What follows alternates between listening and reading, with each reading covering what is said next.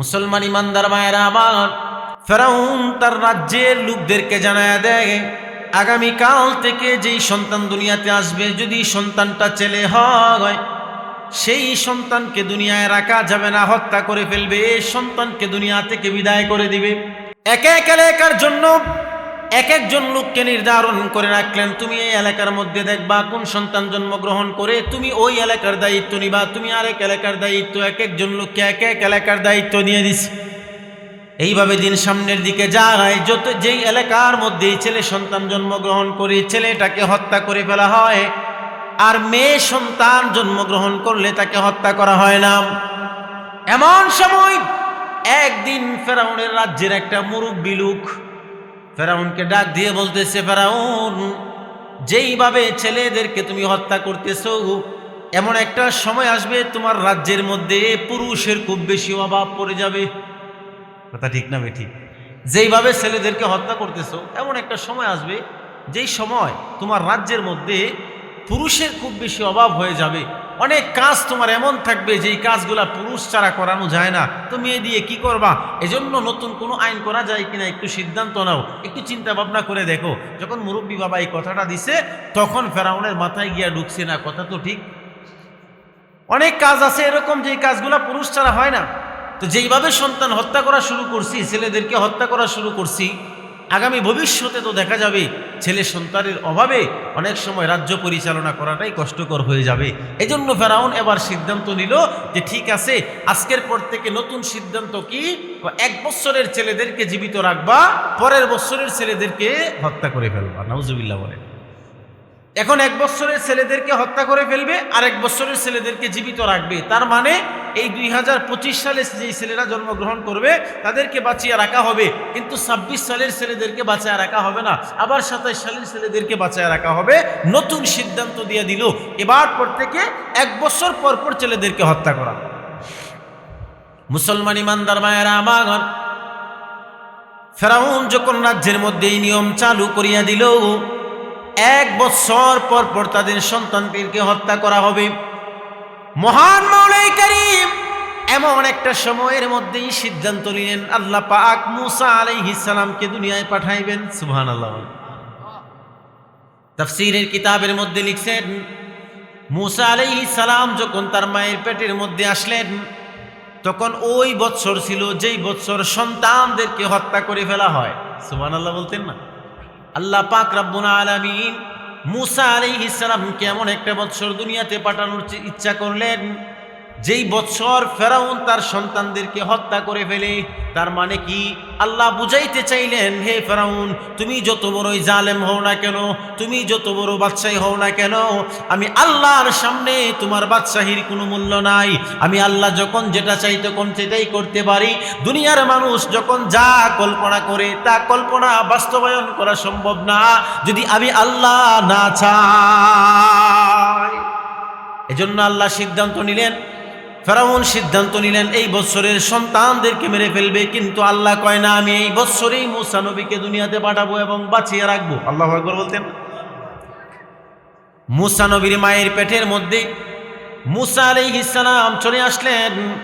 যখন দুনিয়ায় আসার সময় হইল, মুসা আলাইহিস সালাম জন্মগ্রহণ করলেন, দুনিয়ায় চলে আসলেন।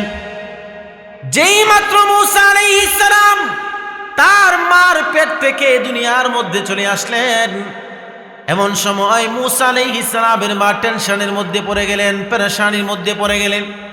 হায় হায়, ফেরাউনের গোত্রের লোকেরা যদি জানতে পারে তাহলে তো আমার সন্তানকে নিয়ে যাইব, হত্যা করে ফেলবে। কোনো মা চায় না তার সন্তানকে কেউ হত্যা করে ফেলুক। কথা বলেন ঠিক কিনা? মুসা নবীর মা টেনশনের মধ্যে পড়ে গেলেন, পেরেশানির মধ্যে পড়ে গেলেন, চিন্তায় পড়ে গেলেন। কেমনে জানি মুসা আলাইহিস সালামকে লালন পালন করবে, কেমনে দুধ পান করাইবে, কুলের মধ্যে নেয় না, দুধ পান করায় না, কেউ যদি দেখে ফেলে।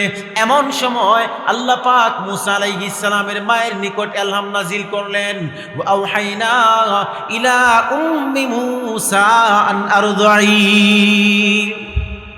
মহান মাওলাই কারীম বলেন, হে মুসার মা, তোমার কোনো ভয় নাই, তোমার কোনো চিন্তা নাই, তোমার কোনো টেনশন নাই। এই ছোট্ট বাচ্চা শিশু মুসাকে যদি তুমি দুধ পান না করাও তো অসুস্থ হয়ে যাবে। এই জন্য মহান মাওলাই করিম মূসা আলাইহিস সালামের মাকে বললেন আন আরদাই, তুমি তোমার সন্তানকে দুধ পান করাও। তোমার সন্তানকে দুনিয়ায় আনলাম আমি, বাঁচায় রাখার দায়িত্ব আমি আল্লাহ নিয়ে নিলাম। এরপরেও মূসা আলাইহিস সালামের মার মন তো শান্ত হয় না, মনের মধ্যে ভয়, কখন জানি ফেরাউনের গোত্রের লোকেরা দেখা ফেলি। মূসা আলাইহিস সালামের মা তার সন্তানকে দুধ পান করায় না।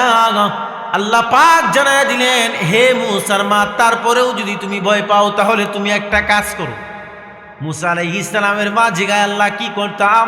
যদি তুমি তোমার সন্তানকে দুধ পান করাইতে এই ভয় পাও যে ফেরাউনের গোত্রের লোকেরা দেইকা তোমার সন্তানকে হত্যা করে ফেলবে, তাহলে কি করবা? ফালকিহি ফিল ইয়াম, তুমি তোমার সন্তানকে নদীর মধ্যে ভাসায় দাও। কোথায় ভাসায় দিবে? নদীর মধ্যে ভাসায় দিবে। আল্লাহ পাক মূসা নবীর মাকে বলতেছে, হে মূসার মা, তুমি তোমার সন্তানকে দুধ পান করাও। ফেরাউনের কাছ থেকে, ফেরাউনের হাত থেকে, ফেরাউনের জুলুম থেকে তোমার সন্তানকে বাঁচানোর দায়িত্ব আমি আল্লাহর। এরপরেও যদি তুমি তোমার সন্তানকে দুধ পান করাইতে ভয় পাও, ফেরাউন মেরে ফেলবে, হত্যা করে ফেলবে, এই আশঙ্কা তোমার ভিতরে কাজ করে, তাইলে তুমি একটা কাজ করো। কি? ফালকিহি ফিল ইয়াম, তুমি তোমার সন্তানকে নদীর মধ্যে ভাসায় দাও।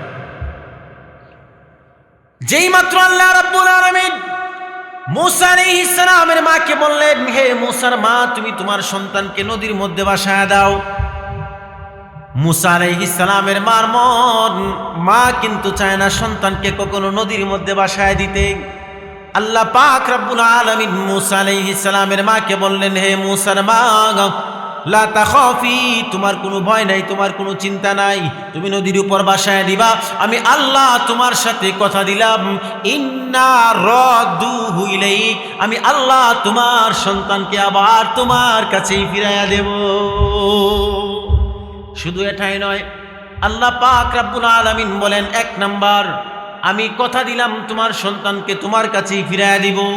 দুই নাম্বার, ওয়াজাইলুহু মিনাল মুরসালিন, আমি আল্লাহ তোমার সন্তানকে নবী বানায়া দেব। কয়টা কথা দিলেন?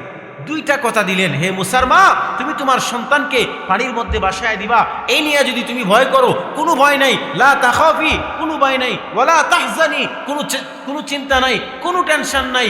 ইন্না রাদুহু ইলাইক, আমি আল্লাহ কথা দিলাম তোমার সন্তানকে আবার তোমার কাছে ফিরিয়ে দিব।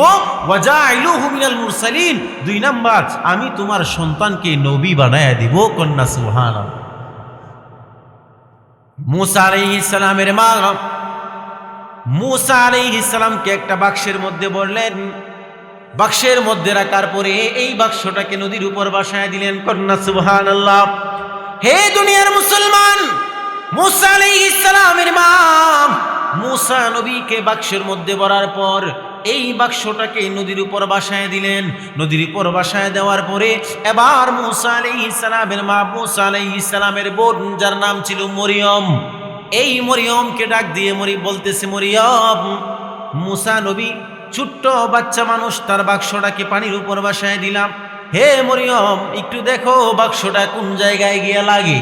মূসা আলাইহিস সালামের মা মূসা নবী বাচ্চা মানুষকে বাক্সের মধ্যে ভরিয়া পানির উপর ভাসায় দেয়। ভাসায় দেওয়ার পর মহান মাওলাই করিম এই পানির ঢেউয়ের তালে তালে সেই বাক্সটাকে নিয়ে ফেরাউনের গাঠের মধ্যে লাগায়া দেয়। কার গাড়ির মধ্যে লাগাইছি? যার ভয়ে যে হত্যা করে ফেলবে, যার ভয়ে পানির উপর ভাসায় দিলাম। আল্লাহর কুদরতি সিস্টেমে আল্লাহ এই মূসা আলাইহিস সালাম ছোট্ট বাচ্চা যাকে বাক্সের মধ্যে ভরে পানির উপর ভাসিয়ে দেওয়া হলো, এই বাক্সটাও নিয়ে আল্লাহ আবার কোন জায়গায় লাগায় দিলেন? ফেরাউনের গাড়ের মধ্যে নিয়ে লাগাই দিছে। ফেরাউনের বোন মরিয়ম, সে তো দেখতেছে বাক্স পানির উপর দিয়া বাইসা বাইসা যায়, আর ফেরাউনের যে এই মূসা আলাইহিস সালামের যে বোন ছিল মরিয়ম, সে নদীর কিনারা দিয়ে হাইটা হাইটা যায় আর দেখে বাইরের বাক্সটা কোন জায়গায় যায়। শেষ পর্যন্ত গিয়া দেখলো ফেরাউনের গাড়ের মধ্যে গিয়া লাগছে। মূসা আলাইহিস সালামের বোন মরিয়ম চিন্তা করলো, ফেরাউনের গাড়ির মধ্যে লাগছে তো কি হয়েছে, শেষ পর্যন্ত কি হয় না হয়, আম্মা যেহেতু পাঠাইছে আমি শেষ পর্যন্ত একটু দেখা খবরটা নিয়ে যাই। কথা ঠিক না বেটি? মুসলমান ইমানদার মায়েরা আমার, এই মূসা আলাইহিস সালামের বাক্স যখন ফেরাউনের গাড়ের মধ্যে গিয়া লাইগা যায়, ফেরাউনের রাজ্যের লোকেরা, ফেরাউনের দাস দাসীরা যখন দেখলো গাঠের মধ্যে একটা সুন্দর বাক্স লাইগা আছে, এই বাক্সটাকে তুইলা নিয়ে যায়।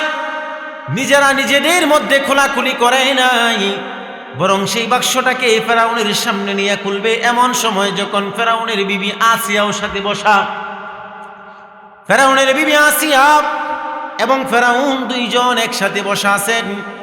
এমন সময় দাস দাসীরা এই মূসা নবীর বাক্সটাকে তাদের সামনে নিয়ে দাঁড় করায়।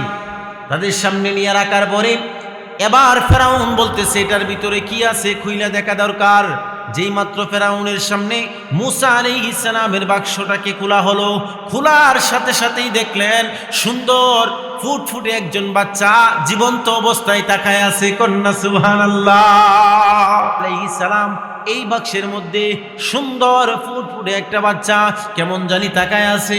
দেখা ফেরাউনের মনের মধ্যে কোনো মায়া হয় না, কিন্তু আসিয়ার মনের মধ্যে বড় মায়া লেগে গেছে।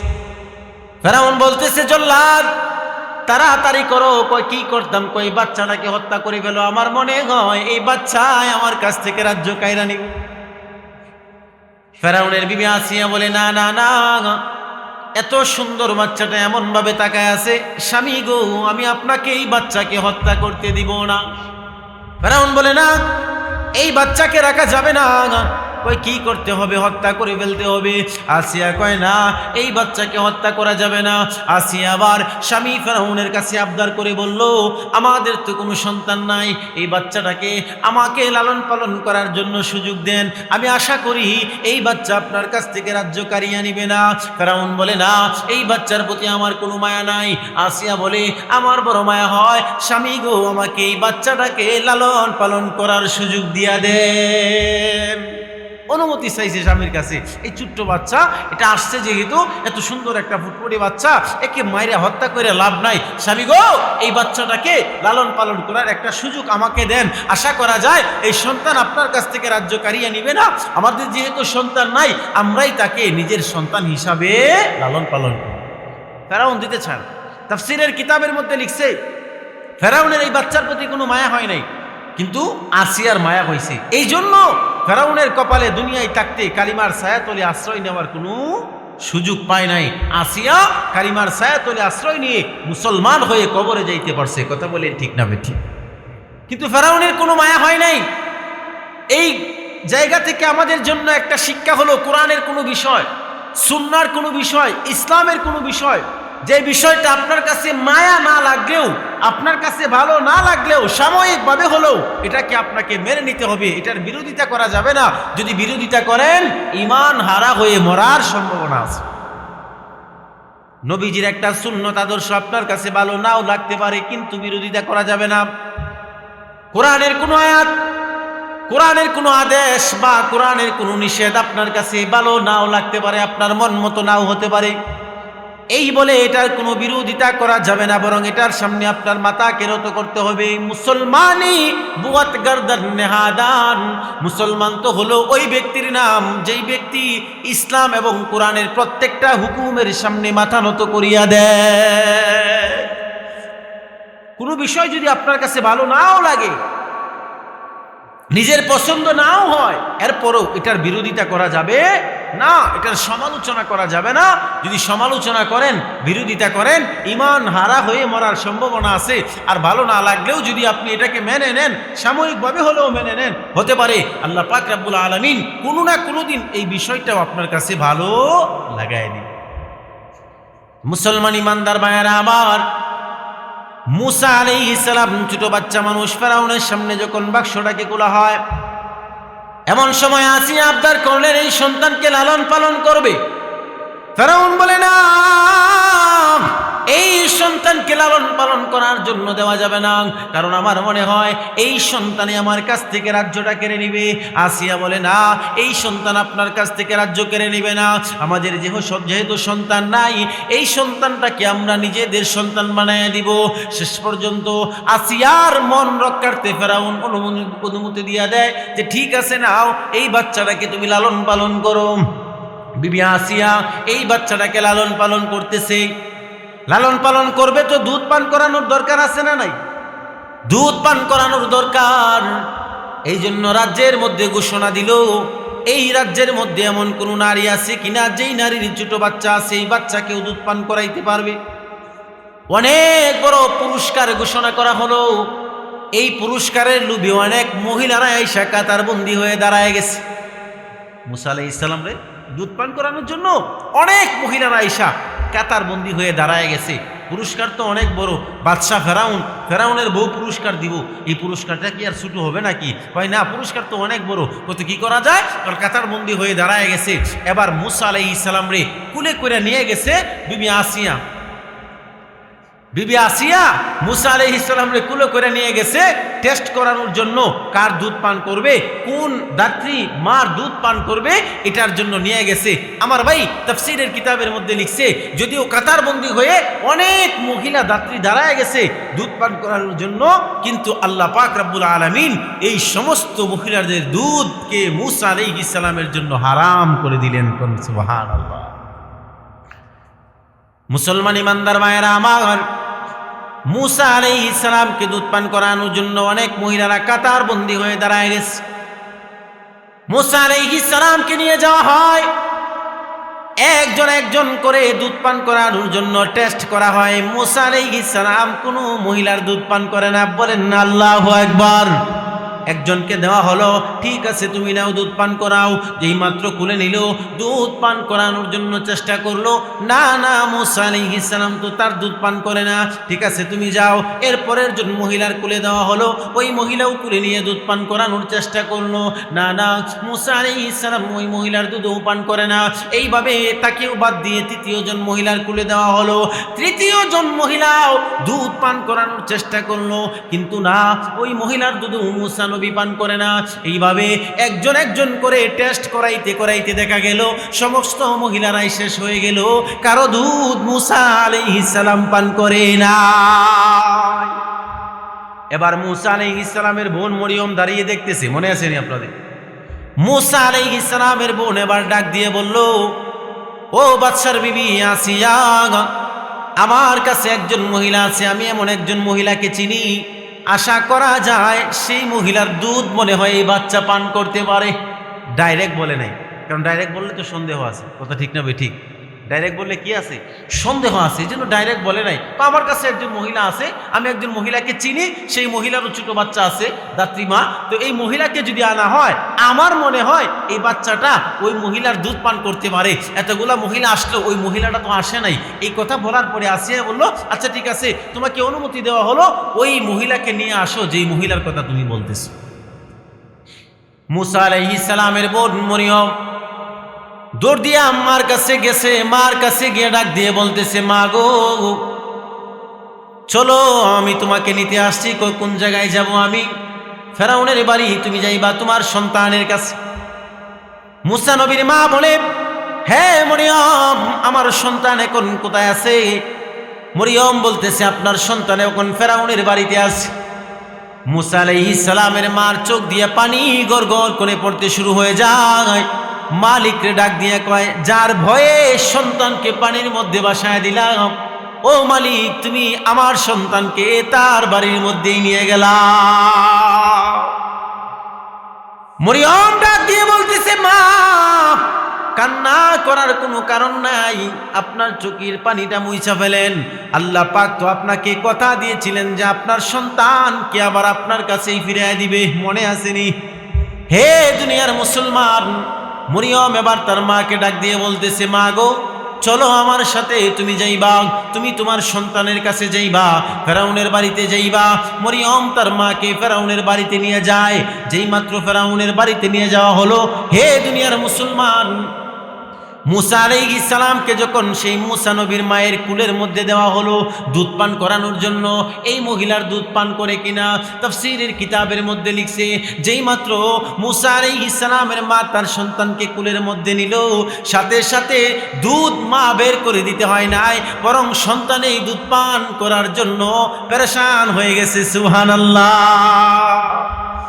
অন্য মহিলার দুধ পান করে নাই, অন্য মহিলার দুধ পান করানোর চেষ্টা মহিলারা করছে, এরপরেও মুসা নবী দুধ পান করে নাই। কিন্তু বাচ্চাদেরকে কুলে নেওয়ার পরে যখন ক্ষুধা থাকে, মায়ের দুধ পান করার জন্য নিজের ভিতরে একটা পিপাসা থাকে, কি থাকে না? যেই মাত্র মুসা আলাইহিস সালামের মা মুসা নবীকে কুলে নেয়, সাথে সাথেই মুসা নবী নিজের ভিতর থেকেই দুধ পান করার জন্য একটা আগ্রহ বা পিপাসা দেখাইলেন। বিবি আসিয়া বুঝা গেলেন। এবার বিবি আসিয়া বলতেছে, হে দাত্রী মা, তুমি আমার এই সন্তানটাকে দুধ পান করাইবা কিনা বলো। মুসা আলাইহিস সালামের মা বলে, হ্যাঁ আমি অবশ্যই আপনার এই সন্তানকে দুধ পান করাইব। এবার বলতেছে, ঠিক আছে, তুমি এই রাজ্যের মধ্যেই থাকবা এবং আমার সন্তানকেই দুধ পান করাইবা। মুসা নবীর মা বলে, না না, আমার আরেকজন সন্তান আছে, যেই সন্তানের নাম হলো হযরতে হারুন আলাইহিস সালাম। মুসা আলাইহিস সালামের ভাইয়ের নাম কি? মুসা আলাইহিস সালামের বড় ভাইয়ের নাম হলো হারুন আলাইহিস সালাম, 1 বছরের বড় ছিল। মুসা আলাইহিস সালামের মা বলতেছে যে, না, আমার তো আরেকজন সন্তান আছে, আমি আপনার বাইর থেকে এই বাচ্চারে দুধ পান করাইলে হইতো না, আমার তো আরেকজন সন্তান আছে, সেই সন্তানকেও দুধ পান করাইতে হইব।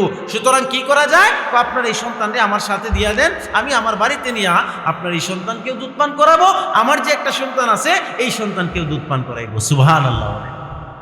এবার বিবি আসিয়া বলল, ঠিক আছে, আমার এই সন্তানকে দিয়ে দিলাম, তুমি বাড়িতে নিয়ে যাও, তুমি বাড়িতে নিয়েই লালন পালন করো, দুধ পান করাও। যেই মাত্র কুলের মধ্যে নিয়ে বাড়ির দিকে রওনা দেয়, ঠিক সেই মুহূর্তে আল্লাহ পাক রব্বুল আলামিন বলেন, হে মুসার মা, আমি তোমার সাথে 2টা কথা দিয়েছিলাম। 1 নাম্বার কথা হলো যে তুমি তোমার সন্তানকে পানির মধ্যে ভাসায় দিবা, চিন্তা করো না, টেনশন করো না, ভয় করো না, পেরেশান হয়ো না, আমি কথা দিলাম আমি তোমার সন্তানকে তোমার কাছেই ফিরাইয়া দিব। এই নাও, আমি তোমার সন্তানকে তোমার কাছেই ফিরাইয়া দিলাম। কন্যা সুবহানাল্লাহ। মুসলমান ইমানদার মায়েরা আমার, মুসা আলাইহিস সালামকে মুসা আলাইহিস সালামের মা দুধ পান করাইতেছে, দুধ পান করাইতেছে, দুধ পান করাইতেছে। 1 বছর, 2 বছর, 3 বছর, 5 বছর হইতে হইতে মুসা আলাইহিস সালাম যখন যৌবনে পদার্পণ করলেন, একজন যুবক হয়ে গেলেন। হঠাৎ করে একদিন মুসা আলাইহিস সালাম দুপুর বেলায় ঘর থেকে বের হইলেন একটু হাঁটাহাঁটি করার জন্য। যেই মাত্র হাঁটাহাঁটি করার জন্য রাস্তায় বের হয়, রাস্তায় বের হওয়ার পরে দেখলেন 2 জন ব্যক্তি ঝগড়া লাগে গেছে। কি লাগছে? 2 জন ব্যক্তি ঝগড়া লাগছে। একজন হলো মুসা আলাইহিস সালামের গোত্রের লোক, আর একজন হলো ওই ফেরাউনের গোত্রের লোক। কয়জন ব্যক্তি ঝগড়া লাগছে? 2 জন ব্যক্তি ঝগড়া লাগছে। একজন ফেরাউনের গোত্রের, আরেকজন হলো মুসা নবীর গোত্রের। যেই লোকটা মুসা নবীর গোত্রের, হ্যাঁ, যখন দেখছে মুসা আলাইহিস সালাম আইতেছে, ঝগড়া করতেছে, এদিক দিয়ে তারা 2 জন, আর যখন দেখছে মুসা নবী আইতেছে, তার সাহসটা বেড়ে গেছে, কারণ মুসা নবী তো হ্যাঁ গোত্রের লোক। কথা বলেন ঠিক না বেঠিক? মুসা আলাইহিস সালাম আসতেছেন, এমন সময় মুসা আলাইহিস সালামের গোত্রের লোকটা মুসা নবীকে ডাক দিয়ে বলতেছে, মুসা, আমি তো তোমার গোত্রের লোক, এই যে দেখো ফেরাউনের গোত্রের লোকের সাথে আমার ঝগড়া হয়েছে, আমাকে মারধর করতেছে, গালিগালাজ করতেছে। মুসা আলাইহিস সালামের কাছে যেই মাত্র মুসা নবীর গোত্রের লোকটা নালিশ করলো, মুসা আলাইহিস সালাম ফেরাউনের গোত্রের লোকটাকে একটা ঘুষি মারছে। কি মারছে? সাথে সাথে দুনিয়া থেকে বিদায় হয়ে গেছে, মারা গেছে। মুসা আলাইহিস সালাম ফেরাউনের গোত্রের লোকটাকে কি করছে? ঘুষি মারছে। তাফসীরের কিতাবে আরেক জায়গায় লেখছে ঘুষি মারছে না, থাপ্পড় দিছে, যাই হোক, মানে আঘাত করছে আর কি, হাতের দ্বারাতে কোনো আঘাত করছে। আঘাত করার সাথে সাথেই ফেরাউনের গোত্রের যে লোকটা ছিল সে মৃত্যুবরণ করছে, দুনিয়া থেকে বিদায় হয়ে গেছে। আমার ভাই, এখানে আর কোনো মানুষ নাই। মানুষ কয়জন? 3 জন। একজন হইল ফেরাউনের গোত্রের লোক, আর একজন মুসা নবীর গোত্রের লোক, যারা 2 জন ঝগড়া লাগছে। আর মুসা আলাইহিস সালাম এখন আসছে, কয়জন হইছে মোট? 3 জন লোক। যেই মাত্র ফেরাউনের গোত্রের লোকটারে ঘুষি মারছে, ঘুষি মারার সাথে সাথে মারা গেছে, মৃত্যুবরণ করছে। সাথে সাথে মুসা আলাইহিস সালাম বলতেছে, এই কাজটা হ্যাঁ আমার দ্বারাতে হয় নাই, এই কাজটা শয়তানে আমারে করাইছে। কে করাইছে? শয়তানে করাইছে। যাই হোক, লম্বা ঘটনা, আমি খুব শর্ট করে কথা বলতেছি। তো যে বিষয়টা বোঝাতে চাচ্ছিলাম, মুসা আলাইহিস সালাম এখানে এই ব্যক্তিকে আঘাত করলেন, ঘুষি মারলেন, মারার সাথে সাথে মারা গেছে। মারা যাওয়ার পরে এরা 2 জন তো এখান থেকে চলে গেছে। এলাকার মধ্যে জানাজানি হলো ফেরাউনের গোত্রের একটা লোক মারা গেছে, ফেরাউনের গোত্রের একটা লোক মারা গেছে। এলাকার মধ্যে যখন জানাজানি হয়েছে, তখন কেডা মারছে এটা কেউ জানে না। এটা জানে কয়জনে? 2 জনে জানে। এই 2 জনেই এক গোষ্ঠীর লোক। কথা ঠিক না বেঠিক? 2 জনেই বনি ইসরাইলের লোক। এই 2 জনেই জানে, আর কেউ জানে না। এই লোক হত্যা করে চলে গেছে, মুসা আলাইহিস সালামও চলে গেছে। আর এই লোককে নিয়ে যাওয়া হলো তাদের পদ্ধতি অনুযায়ী, সিস্টেম অনুযায়ী যা করার করছে। ফেরাউনের রাজ্যের মধ্যে আদেশ জারি করছে, ফেরাউনের গোত্রের এই লোকরে কেডা মারছে খুঁজে বাহির করার জন্য পায় না। মুসলমান বাইরানি আমার, এরপরের দিন আবার যখন মুসা আলাইহিস সালাম রাস্তায় বের হইলেন, পরের দিন আবার যখন মুসা আলাইহিস সালাম রাস্তায় বের হয়, বের হওয়ার পরে দেখলেন গতকালকে যেই লোকটা ঝগড়া লাগছিল আজকেও সেই লোকটা আরেকজনের সাথে ঝগড়া লাগছে। ঝগড়া লাগার পরে মূসা আলাইহিস সালামকে দেখা মূসা আলাইহিস সালামের গোত্রের সেই লোকটা ডাক দিয়ে বলতেছে, মূসা আমার সাথে দেখো আজকেও ঝগড়া হইছে, হে মূসা তুমি আসো। মূসা আলাইহিস সালাম চিন্তা করলেন, না আজকে যদিও আমি বিচার করি তো তার বিচার করব না, আগে তোর বিচার করবাম। কথা ঠিক না ঠিক? কালকেও তুই একজনের সাথে ঝগড়া লাগছস, লাগার পরে দেখা গেছে একটা ঘটনা ঘটে গেছে গা, আজকেও তুই ঝগড়া লাগছস, তার মানে বোঝা যায় মানুষের দোষ নাই, দোষটা আসলে কার? তোর নিজেরই। আর যে বিচার করলে হেরে করতাম না, আজকে বিচার করলে আগে তোরে বিচার করে লই আমি, এরপরে অন্য বিচার। মূসা আলাইহিস সালাম কাছে গিয়া মূসা আলাইহিস সালামের গোত্রের যেই লোকটা সেই লোকটাকে আঘাত করতে চাইছে, এখন আঘাত করে মাত্র আঘাত করতে চাইছে এমন একটা ভাব নিছে আর কি। ভাব নেওয়ার সাথে সাথে সেই লোকটা বলতেছে, গতকালকেও তুমি একজনের মারছো, আজকেও কি আমারে মারে লাইবা? কথাটা বুঝাইতে পারলাম কিনা? কি বলছে? গতকালকে তুমি একজনের মারছো, আজকেও তুমি আমাকে মেরে ফেলবা নাকি? এই কথাটা যখন বললো, বলার সাথে সাথে এই যে আরেকজন আছেন না যার সাথে ঝগড়া লাগছে, এ শুনিয়া লাইছে, এ দৌড় দিয়ে এন থেকে গিয়া ফেরাউনের কাছে কয়ে গেছে, বলে দিছে যে বাদশাহ আপনার এই আপনার গোত্রের এই লোকরা যে হত্যা করছে, কে হত্যা করছে এখনো পর্যন্ত খুঁজে বাহির করা সম্ভব না, আমি এটার খবর নিয়ে আইছি, ও কে হত্যা করছে? তো আপনার গোত্রের এই লোকরা হত্যা করছে আপনার সন্তান মূসা আলাইহিস সালাম। কেন হত্যা করছে? মূসা আলাইহিস সালাম যখন বলছে গিয়া ফেরাউন রাজদরবারের লোকদেরকে ডাকছে, মিটিং করলো, পরামর্শ করলো, সিদ্ধান্ত নিল। কি সিদ্ধান্ত নিল? যে আমার এই রাজ্যের আমার এই গোত্রের লোকেরা যেহেতু হত্যা করে ফেলছে, তাকেও হত্যা করে ফেলা, মূসা আলাইহিস সালামকে মেরে ফেলবো বলে সিদ্ধান্ত নিছে। যাদেরকে নিয়ে সিদ্ধান্ত নিছে এদের মধ্যে একজন ছিল যে মূসা আলাইহিস সালামকে খুব ভালোবাসতো, মোহাব্বত করত, আদর করত। হ্যাঁ, দৌড় দিয়া মূসা আলাইহিস সালামের কাছে আইছে, আয়া কইতেছে, দেখো তুমি যে মেরে ফেলছিলা এই ছেলেটাকে, এটা তো বাদশা জেনে গেছে, রাত্রে রাজ দরবারে মিটিং হয়েছে, পরামর্শ হয়েছে, সিদ্ধান্ত হয়েছে তোমাকেও হত্যা করে ফেলবে। তুমি যদি নিজেকে বাঁচাইতে চাও, দুনিয়াতে বাঁচতে চাও, এক কাজ করো, তুমি এই এলাকা ছাইরা চলে যাও। সুবহানাল্লাহ। মূসা আলাইহিস সালামের কাছে এসে বলছে, তুমি যদি বাঁচতে চাও, তুমি যদি নিজেকে বাঁচাইতে চাও, তাহলে এই এলাকা ছাইরা কি করো? চলে যাও। এই লোকটাও মূসা আলাইহিস সালামের পক্ষ নিল, ফেরাউনের পক্ষ নেয় নাই। মুসলমান ইমানদার ভাইয়েরা আমার,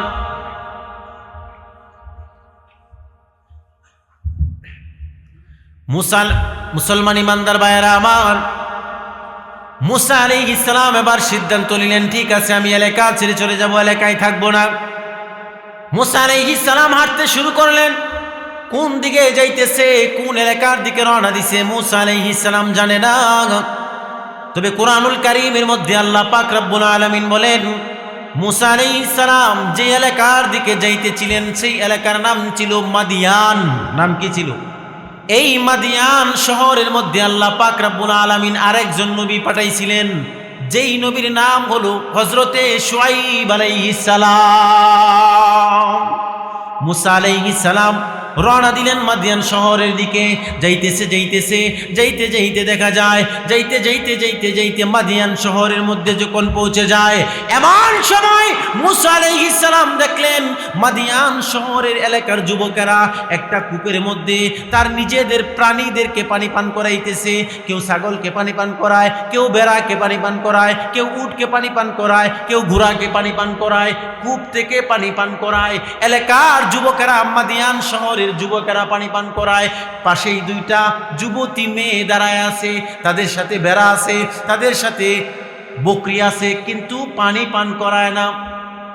মূসা আলাইহিস সালাম আস্তে করে এই দুইটা যুবতী মেয়ের কাছে গেলেন, জানতে চাইলেন কি ব্যাপার, তোমরা কেন কূপ থেকে পানি পান করাও না? এই যুবতী মেয়েরা মূসা আলাইহিস সালামকে ডাক দিয়ে বলল, এই এলাকার যুবকেরা পানি পান করাইতেছে, তারা পান করায় চলে যাওয়ার পরে আমরা পান করাই। তো কেন? যেখানে যুবকরা পানি পান করাইতেছে, আমরা তো নারী, আমরা তো মহিলা, আমরা তো এই জায়গায় গিয়া ঠেলাঠেলি করতে পারি না, এই জন্য তারা পান করায় শেষ করে যাওয়ার পরে আমরা গিয়ে পান করাই। হে দুনিয়ার মা ও বোনেরা, এখান থেকে একটা শিক্ষা নাও। আগের যুগের মহিলারা কত ভদ্র ছিল, কত নম্র ছিল, কত আদর্শবান ছিল। যুবকেরা পানি পান করাইতেছে, এই জন্য মেয়েরা যায় নাই, কারণ যুবকদের সাথে মেয়েদের, যুবতী মেয়েদের কোনো সম্পর্ক থাকতে পারে না। আর আমাদের সমাজের মেয়েরা এখন যুবকেরা বাজারে যায়, পুরুষ বাজারে যায়, মহিলারাও বাজারে যায় কি যায় না? যায় কি যায় না? বরং পুরুষ যদি বেশি বাজার হয়ে যায় তো মহিলারা একটা ডিস্টার্ব মনে করে, এরা কেন লেগে বাজার হয়তো। কথা ঠিক না বে ঠিক? মুহতারাম হাজিরিন, মহিলাদের জন্য পর্দা করা, নামাজ পড়া যেমন ফরজ, রোজা রাখা যেমন ফরজ, মহিলাদের জন্য পর্দা করাটাও ঠিক তেমনই ফরজ। মুসা আলাইহিস সালাম দুইটা মেয়ের কাছে গেলেন, ডাক দিয়ে বলতেছে, হে যুবতী বোন আমার, তুমি তোমার বেড়াদেরকে, ছাগলদেরকে পানি পান করাইতে পারতেছো না, আসো আমি পান করায় দেই। কয় না, এই যুবকরা পান করাইতেছে, তারা পান করিয়ে যাওয়ার পরে আমরা পান করাবো। এবার এই যুবতী মেয়েদের পক্ষ থেকে একজন বলতেছে, এই কূপ ছাড়া আর একটা কূপ ওই জায়গায় আছে, চলো আমরা ওই কূপ থেকে পানি পান করায় নেই। মুসা আলাইহিস সালাম দুইটা যুবতী মেয়েকে নিয়া এবং এই যুবতী মেয়েদের সাথে যেই বেড়াগুলা ছিল তাদেরকে নিয়া ওই কূপের কাছে গেলেন। যাওয়ার পরে দেখলেন কূপের উপরে বিশাল বড় একটা ডাকনা ফেলে দেওয়া আছে, কূপের দরজা বন্ধ করা। মুসা আলাইহিস সালাম এই ডাকনাকে ধরলেন আর উঠাইলেন, সাথে সাথে উঠে গেল।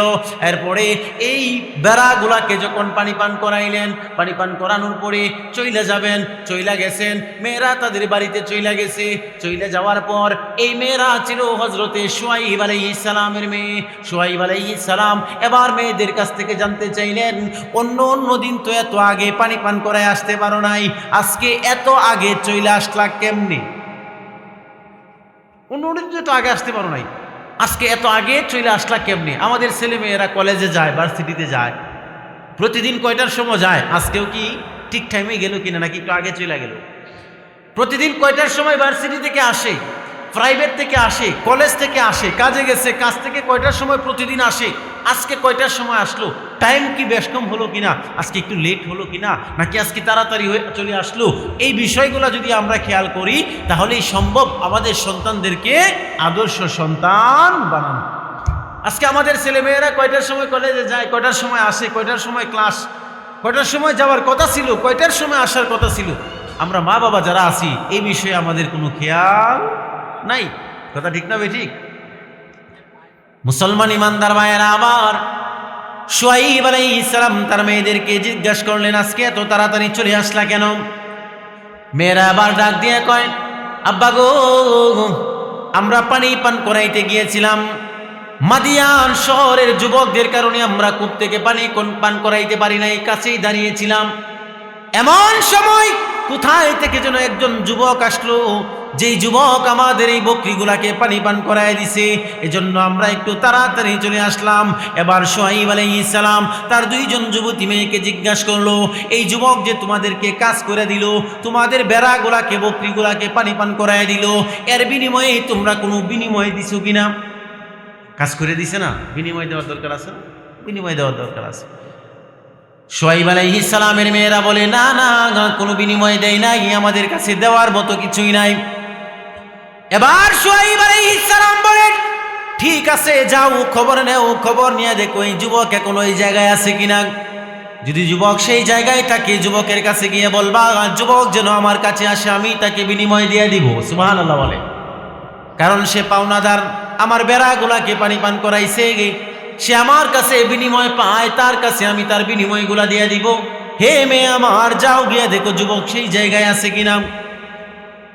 শুআইব আলাইহিস সালামের মেয়ে দৌড় দিয়ে ওই কূপের কাছে যায়, গিয়া দেখে মুসা আলাইহিস সালাম একটা গাছের ছায়ার নিচে বসে আছে। সুবহানাল্লাহ, গাছের ছায়ার নিচে বসে আল্লাহর কাছে দোয়া করতেছে, আল্লাহ, এই জালেম বাদশা ফেরাউনের হত্যার বয়ে আমি দেশ ছেড়ে চলে আসছি। ও মালিক, এই দেশের নাম জানি না, মানুষ চিনি না, কোথায় কার বাড়ি না বাড়ি আমার কিছুই নাই। তুমি যদি আমাকে সহযোগিতা না করো, দুনিয়ার কেউ আমাকে সহযোগিতা করতে পারবে না। মুসা আলাইহিস সালাম সাহায্য চাইছেন কার কাছে? আল্লাহর কাছে সাহায্য চাইছেন। আর ওই দিক দিয়ে আল্লাহ সাহায্য করার জন্য শুআইব আলাইহিস সালামকে তৈরি করে দিয়েছেন। সুবহানাল্লাহ বলতেন না? আমরা সাহায্য চাই কার কাছে? আগামীকালকে হাসপাতালে যাইবেন, 5,000 টাকা দরকার, সকালে উঠতেই দরকার, রাত্রে গিয়া সাহায্য চাইবেন কার কাছে? চাচার কাছে, ভাইয়ের কাছে, না হয় বোনের কাছে। কথা ঠিক না ভাই? ঠিক। কোনোদিন কি 2 রাকাত নামাজ পড়ে আল্লাহর কাছে চাইছেন যে কালকে সকালে 5,000 টাকা দরকার? আচ্ছা ঠিক আছে, 2 রাকাত নামাজ পড়া আল্লাহর কাছে সাহায্য চাই, আল্লাহর কাছে চাই যে আল্লাহ আমার 5,000 টাকার ব্যবস্থা করে দাও। এইভাবে কোনোদিন চাইছেন? চাই নাই। ইনশাআল্লাহ আল্লাহর কাছে 2 রাকাত নামাজ পড়ে সাহায্য চাইব। মুসা আলাইহিস সালাম আল্লাহর কাছে সাহায্য চাইলেন। ওই দিক দিয়া মুসা নবীকে সাহায্য করার জন্য আল্লাহ পাক এই মাদিয়ান শহরের মধ্যে শুআয়ব আলাইহিস সালামকে তৈরি করে দিলেন।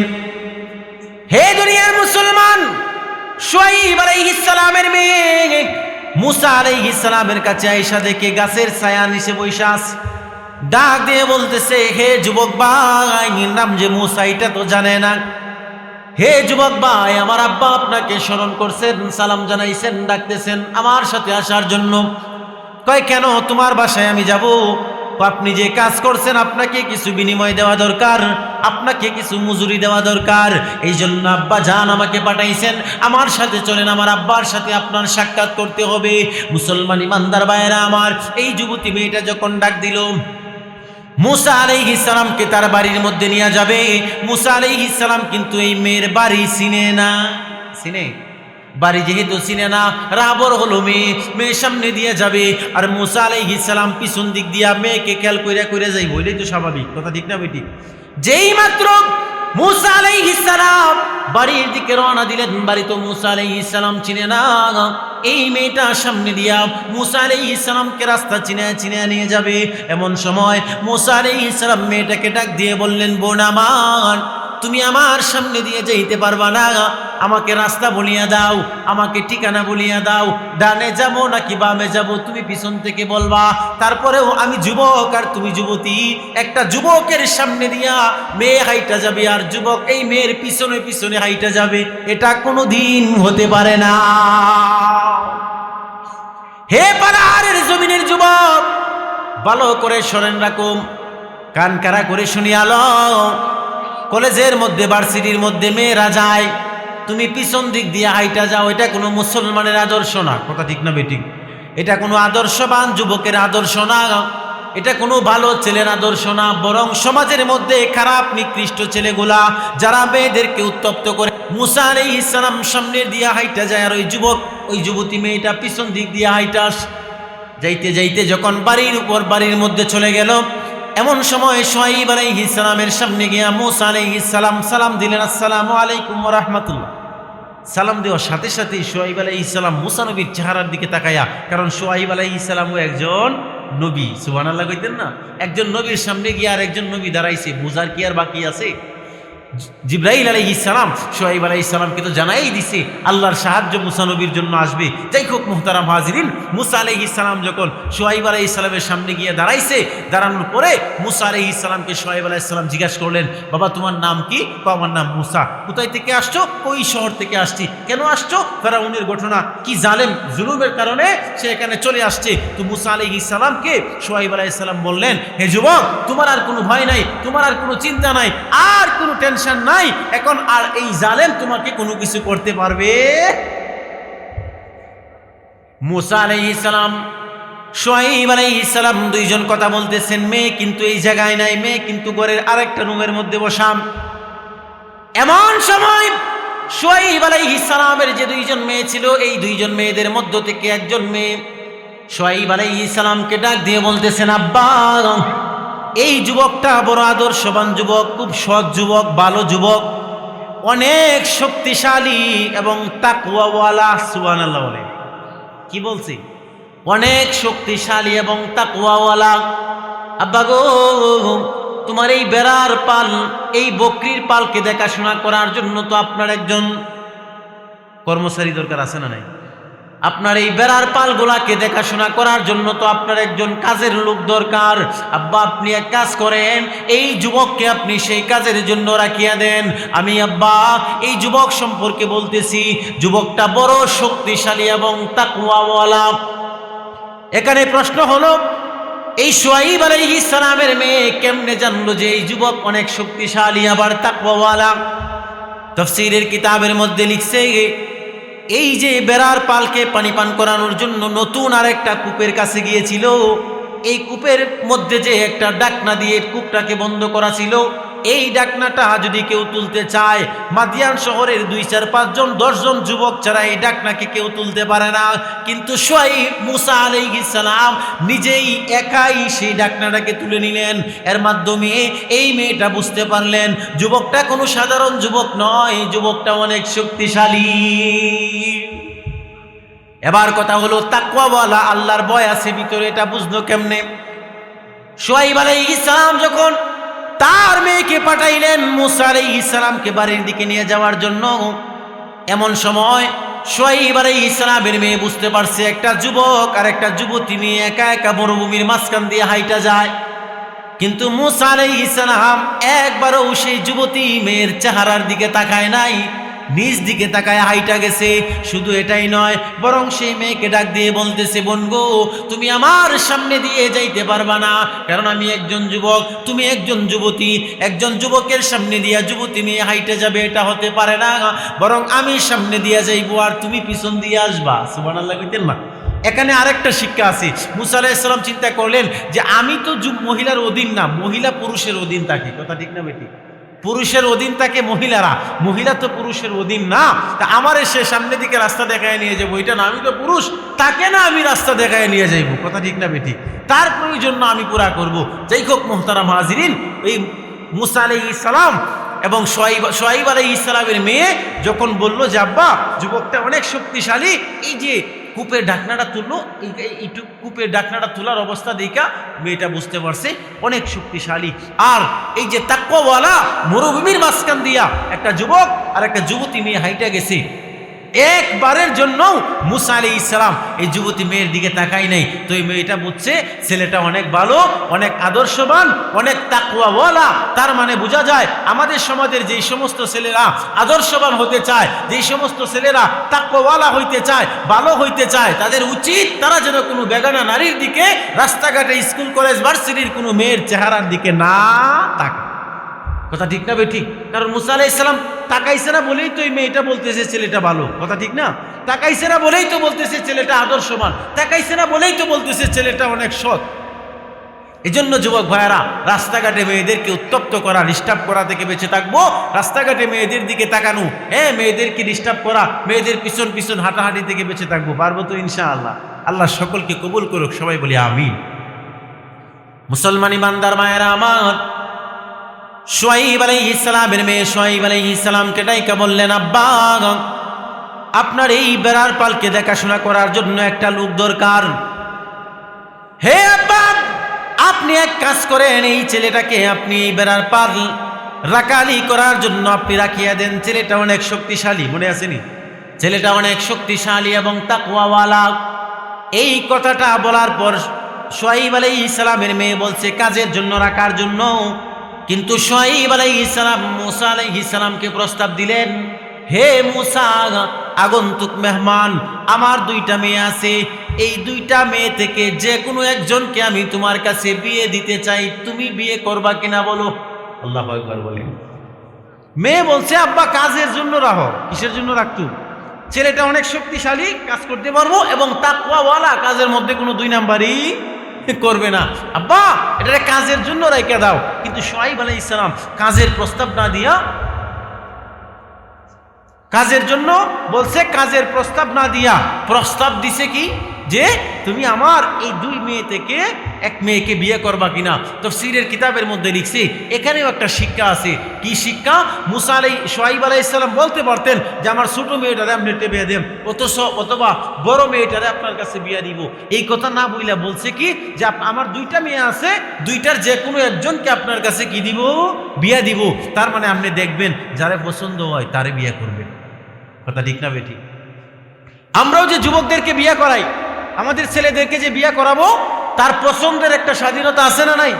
তার পছন্দের একটা স্বাধীনতা আছে, তাকে দেখার সুযোগ দিতে হবে, পছন্দ করার স্বাধীনতা দিতে হবে। তার মানে এটা না যে বোন জামাই, চাচাতো ভাই, মামাতো ভাই, ফুফাতো ভাই, খালাতো ভাই, চাচা, মামা, দাদা সবাইরে নিয়ে গিয়ে মেয়েরে দেখবো, এই স্বাধীনতা না, এটা সম্পূর্ণ হারাম। বরং বিয়ে করার আগে শুধু যে বিয়ে করবে সেই দেখবে, আর বিয়ে করার আগে যে বিয়ে করবে তার বাবাও দেখা জায়েজ। মুসলমান ইমানদার ভাইয়েরা আমার, শুআয়ব আলাইহিস সালাম প্রস্তাব দিলেন, আমার দুইজন মেয়ে আছে, দুইজন মেয়ে থেকে কোনো একজন মেয়েকে আপনার কাছে বিয়ে দিব। মূসা আলাইহিস সালাম রাজি হয়ে গেলেন, শুআয়ব আলাইহিস সালামের মেয়েকে বিয়ে করবেন, কিন্তু বিয়ের জন্য দেড় মোহর দরকার আছে না নাই? শুআয়ব আলাইহিস সালাম বললেন, দেড় মোহর কি হবে? মূসা আলাইহিস সালাম বললেন, আমি তো আমার এলাকা ছেড়ে চলে আসছি, এই এলাকায় আমার কেউ নাই, বাড়ি নাই, গাড়ি নাই, এই এলাকায় আমার মা নাই, বাবা নাই, কেউ নাই, আমি আপনাকে এদের মোহর দিব কোথায় থেকে? মূসা আলাইহিস সালামের কাছে শুআয়ব আলাইহিস সালামের মেয়েকে বিবাহ দিলেন, শর্ত লাগায়া দিলেন। কি শর্ত? এক নাম্বার শর্ত হলো, আমি আমার মেয়েকে আপনার কাছে বিয়ে দিব। শর্ত হলো, আমার মেয়েকে বিয়ে করার পরে কমপক্ষে 8 বছর এই এলাকায় আপনার থাকতে হবে। কয় বছর? কমপক্ষে 8 বছর আপনি এই এলাকায় থাকবেন। থাকার পরে যদি ভালো লাগে আপনার 10 বছর থাকতে পারেন, কোনো সমস্যা নাই, কিন্তু 8 বছর থাকতে এই শর্ত লাগাই দিছে শুআয়ব আলাইহিস সালাম মূসা আলাইহিস সালাম রে। মূসা আলাইহিস সালাম চিন্তা করলেন, ফেরাউনের অত্যাচারে দেশ ছাইরে আইলাম, ফেরাউন পাইলে তো একবারে আমার মাইরেই ফেলতো, এখানে আসছি, আসার পরে যেহেতু সুন্দর একটা আশ্রয় পাইছি, তাহলে এই আশ্রয়টা হাতছাড়া করে লাভ নাই। আর এই আশ্রয়ের ব্যবস্থা করে দিয়েছেন কে? আল্লাহ। কেন? মূসা আলাইহিস সালাম যখন সমস্ত আশ্রয় হারিয়ে ফেলছিলেন, গাছের নিচে বৈশা সাহায্য চাইছিলেন কার কাছে? আল্লাহর কাছে। আল্লাহ পাক মূসা আলাইহিস সালামকে সাহায্য করলেন শুআয়ব আলাইহিস সালামের মাধ্যমে। শুআয়ব আলাইহিস সালাম মূসা আলাইহিস সালামের শুআয়ব আলাইহিস সালামের এই প্রস্তাবে মূসা আলাইহিস সালাম রাজি হয়ে গেলেন। কি রাজি হইলেন? ঠিক আছে, আমি এই প্রস্তাব মেনে নিলাম, 8 বছর থাকবো, ভালো লাগলে 10 বছর থাকবো। মেয়েকে বিয়ে দিয়ে দিল। লম্বা ঘটনা বললে অনেক সময়ের দরকার, হুজুর চলে আসতেছে। তো মূসা আলাইহিস সালাম শুআয়ব আলাইহিস সালামের মেয়েরে কি করলেন? বিয়ে করলেন। মুসলমান ইমানদার ভাইয়েরা আমার, শুআয়ব আলাইহিস সালামের মেয়েরে মূসা আলাইহিস সালাম বিয়ে করলেন। দিন যাইতেছে, কমপক্ষে 8 বছর থাকতে হবে।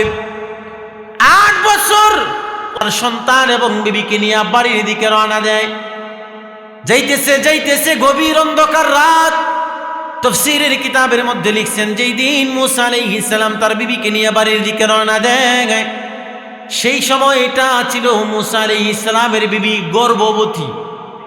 মূসা আলাইহিস সালামের বিবির পেটে কি বাচ্চা আছে। গভীর অন্ধকার রাত, এমনকি তাফসীরের কিতাবের এক বর্ণনায় আছে বৃষ্টি হইতেছিল, বৃষ্টিও হইতেছে, রাত্রটাও অন্ধকার রাত, আবার বিবিও গর্ভবতী। মূসা আলাইহিস সালাম রাস্তা দিয়ে হাঁটতেছেন, যাইতে মাঝপথে যাওয়ার পরে রাস্তা হারিয়ে ফেলছে। অনেক দিন আগে এই রাস্তা দিয়ে উনি আসছিলেন, কোন রাস্তা দিয়ে আসছিলেন খেয়াল নাই, রাস্তা হারায় গেছে। কোনো মানুষের কাছে জিজ্ঞাসা করবে, এমন কোনো মানুষও আশপাশে দেখা যায় না। এমন সময় মূসা আলাইহিস সালাম খেয়াল করলেন, এই যে কাছেই এক জায়গায় দেখা যায় পাহাড়ের মধ্যে কেমন জানি আগুন জ্বলতেছে। মূসা আলাইহিস সালাম চিন্তা করলেন, এই পাহাড়ের কাছে যাই, যেহেতু এখানে আগুন আছে, হয়তোবা কোনো মানুষও পাওয়া যাবে। যদি কোনো মানুষ পেয়ে যায়, তার কাছে জিজ্ঞাসা করব, আমি আমার শহরের মধ্যে যাইতে চাই, রাস্তাটা কোন দিক দিয়ে যাইতে হবে, পথের দিশা পাওয়া যাবে, পথ প্রদর্শক পাওয়া যাবে। আর যদি পথ প্রদর্শক নাও পায়, কমপক্ষে ওখান থেকে একটু আগুন আনতে পারবো। এখানে আগুন নিয়ে আসলে কমপক্ষে গভীর অন্ধকার রাত্রে তো একটু আলো হলেও পাওয়া গেল। এই চিন্তা করে মূসা আলাইহিস সালাম বিবি বাচ্চাদেরকে এই জায়গায় বসায়া ওই জায়গায় আগুন আনার জন্য রওনা দিলেন। মূসা আলাইহিস সালাম যেই মাত্র আগুনের কাছে গিয়া পৌঁছে গেলেন, মূসা আলাইহিস সালাম আগুন ধরতে যায়, আর আগুন মূসা নবীর কাছ থেকে দূরে সরিয়া যায়। সুবহানাল্লাহ।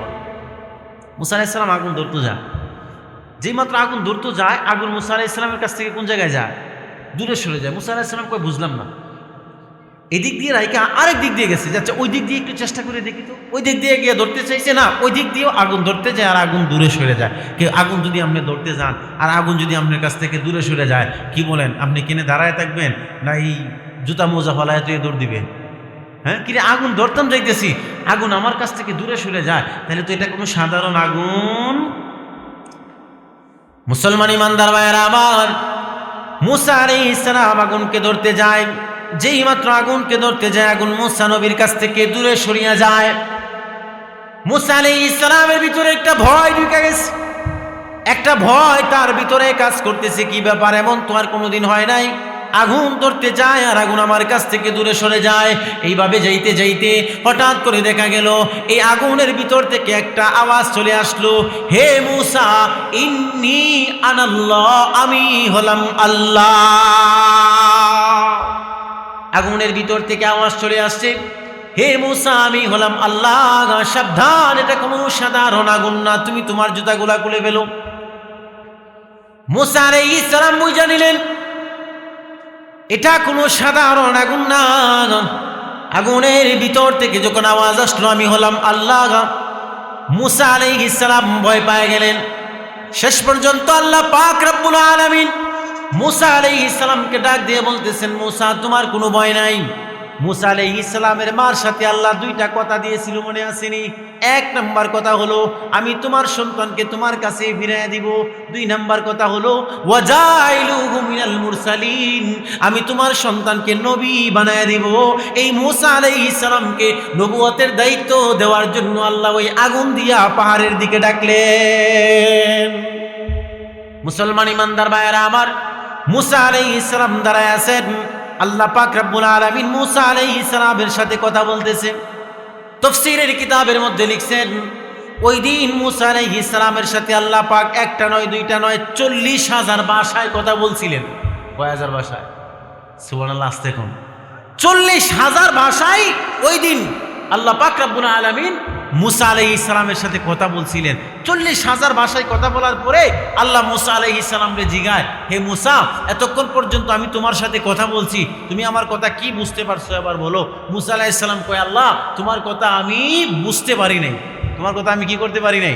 এতক্ষণ যে আমি কথা বললাম আপনাদের সাথে, আর এখন যদি জিগায় কি বুঝছেন বলেন, আপনি যদি কোন কিছুই বুঝতাম পারি নাই, এতক্ষণ কথা বইলে আমার কোনো ফায়দা আছে? মুসলমান ইমানদার ভাইয়েরা আমার, মূসা আলাইহিস সালামকে আল্লাহ পাক রব্বুল আলামিন জিজ্ঞাসা করলেন, মূসা এতক্ষণ পর্যন্ত আমি তোমার সাথে কথা বললাম, আমার কথা কি বুঝতে পারছো এবার বলো।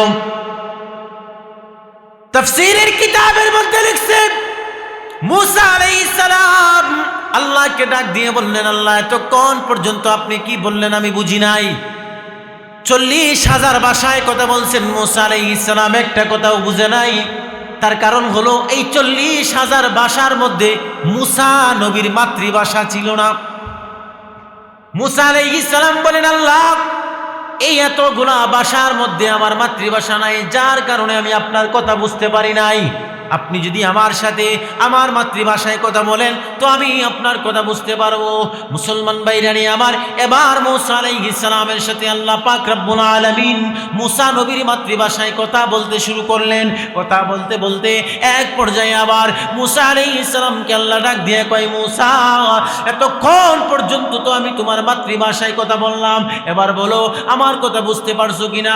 মূসা আলাইহিস সালাম বলেন, আল্লাহ আমার মাতৃভাষায় আমার সাথে কথা বলছেন, এতক্ষণ পর্যন্ত আপনি যা বলছেন আমি 16 আনাই বুঝতে পেরেছি। সুবহানাল্লাহ বলে, এতক্ষণ পর্যন্ত আপনি যা বলছেন আমি 16 আনাই বুঝতে পারছি। কেন বুঝতে পারছে?